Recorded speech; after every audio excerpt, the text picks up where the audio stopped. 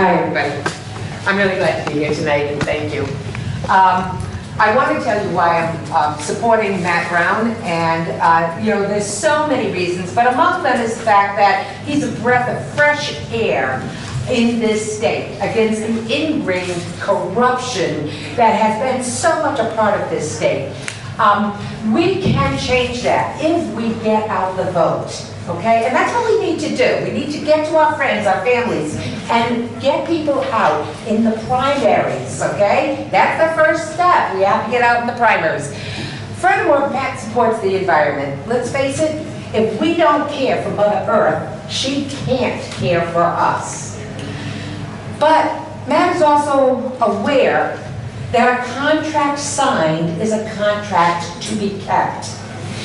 If there is to be any faith at all in our government, Gina Raimondo has lost our faith. She did so when she stole our pensions in 2011.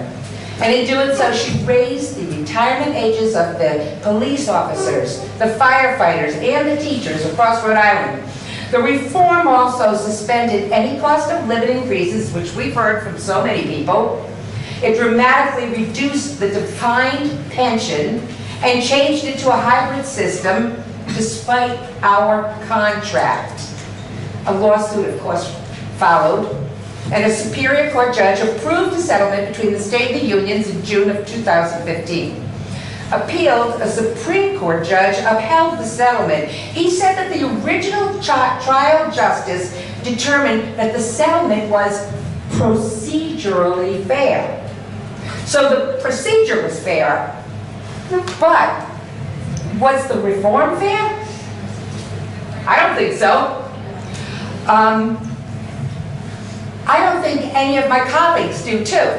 Remember, the judges in Rhode Island who made these decisions were the only state workers who were exempt from these pension changes. All right? So talk about slip Gina. And they never paid into it. Edward Seidel. He's a former federal securities lawyer and an investment banker. He writes for Forbes magazine. That's hardly a liberal magazine. His company investigates pension fund abuses, and he has blasted Raimondo for putting large chunks of the pension fund into alternative investments, hedge funds. Maybe she knew some alternative facts. Raimondo attacked Seidel's credibility and his motives. She even complained to Forbes. It didn't work, and he continued his investigations, but doesn't this behavior sound a little like the behavior of another person in high public office? As a result of his investigation, Seidel found many violations of law. He called for state and federal law enforcement and security regulators to investigate. That still hasn't happened, and one can only imagine why.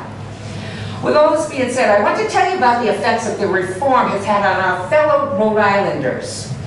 I'm a retired public school teacher, and the following are the exact words from my fellow colleagues and Mary Beth's fellow colleagues. Joe Carrillo said, "It's a robbery. I was 12 years into the system when it changed. I never invested money anywhere else." Maureen Murphy, "I am 5 years past the original date of retirement of 28 years, with a total of 60% of my retirement. I ended up with an additional 7 years, earning 1% a year. I will never make up the money that was stolen from me. At this point, the new pension is so difficult to understand because we have the AB program and no one understands it." LuAnn Simon, "For those of us still working, we will get much less to retire on because of these changes. I'm working about 4 extra years to get roughly 20% less. That was not the plan." James Eden said, "Because we're just teachers, we are fair game to be messed with. Then again, this is another way to belittle a matriarchal profession." Shirley Cada Medici. It should really be investigated by an independent counsel. Gina made out. She should be held accountable. Brian Allen said, those of us who are still working were annihilated. Get us back to what our contract promised us, what we paid into. It's our money. Karen Lamar, I will only get 30% of my top pay after working 30 years. Few realize how her overhaul hurt us all. Those who are still working and those who recently retired. Sharon Lynn Montecarlo. I started teaching as a second career at 42.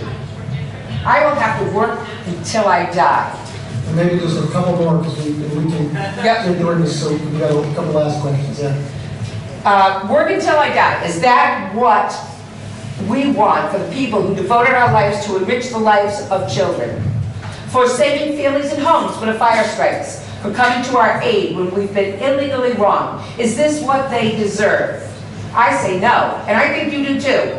For these reasons and more, I'm supporting Matt Brown for governor. He's the voice of the voiceless, the voice of the people. Matt Brown is our voice.